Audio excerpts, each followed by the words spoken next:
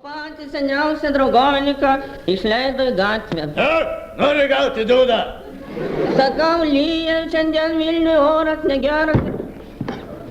Tikriausiai supranti, kad aš tau dabar lėsiu iš naručnikų. Suprantu. A jeigu nelėčiau, kaip tada?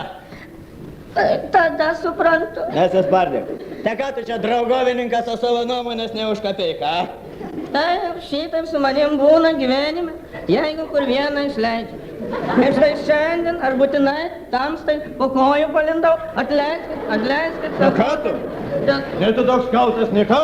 Bet aš tai chuliganas esu ir šiandien turiu atkalti draugovininką. Gal tą grandinę pertraukus, O tai ką žmonės sakys? Pilnos Vilniaus gatvės žmonių, tik vienas kitas į dūdą gauna. Ką chuliganai daro, sakys? O darbo sąlygos kokios pats matai. Sniegas ar lietus visados turi būti savo poste. Ką paklaust norėjai? Sakyčiau, dirbkim savo darbą be konfrontacijos. Be ko tokio? Sakyčiau, dirbkim savo darbą netrukdydami vienas kitam.